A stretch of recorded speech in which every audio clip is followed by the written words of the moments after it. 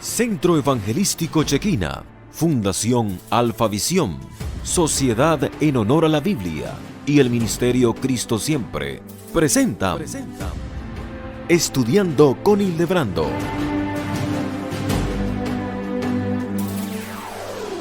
Saludos, reverendo, ¿qué tal? Muchas gracias por permitirme estar en línea con usted. La interrogante en este momento es la siguiente: ¿cuál sería el procedimiento ideal para predicar principios en el libro de Proverbios? Gracias, Luis Daniel, por la confianza y la pregunta. Me parece muy interesante la inquietud que tienes acerca de la predicación de principios en el libro de Proverbios. Proverbios pertenece a la literatura sapiencial. En este caso hay que analizar algunos asuntos para poder identificar principios en Proverbios. Uno es conocer el género literario. Ya hemos dicho que se trata de una literatura sapiencial. El otro aspecto que hay que considerar es el propósito del libro. Ese propósito lo podemos notar en el capítulo 1 del verso 2 hasta el verso 6.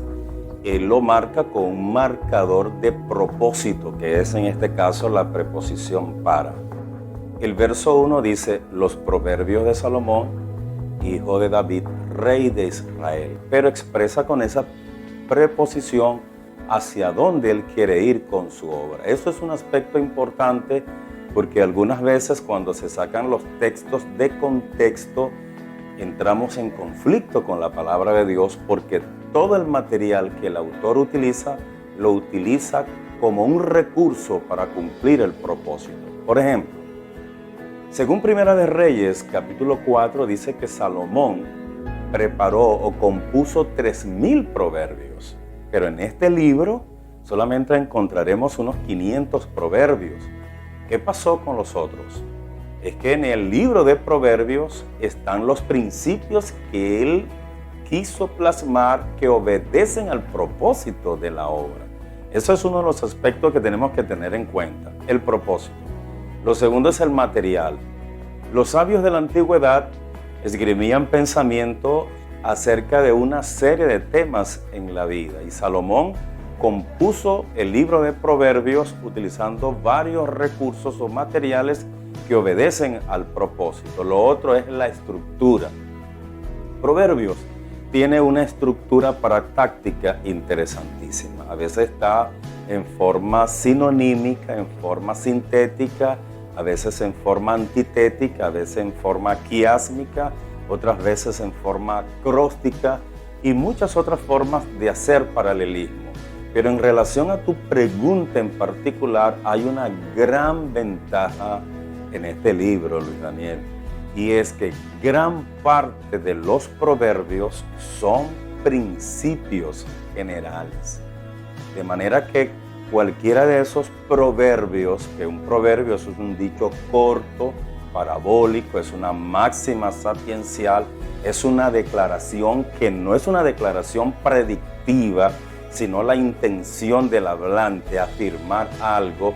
Tampoco son promesas, no son profecías, sino máximas sapienciales, son principios generales. Es decir, que generalmente será así, pero no siempre será así.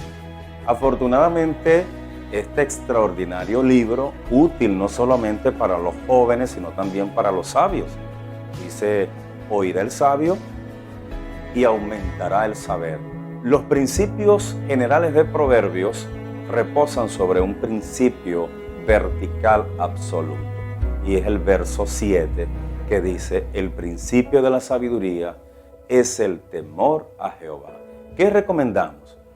Para predicar de principios tenemos que conocer el propósito, conocer los materiales, conocer cómo el autor distribuyó los materiales en la obra, lo que quiere decir que hay que seccionar el libro de Proverbios. En función de eso te vas a encontrar con una máxima sapiencial, pero esa máxima sapiencial no está desligada de la sección, tampoco está desligada del propósito, mucho menos está desligada de ese principio vertical absoluto que es el temor a Dios.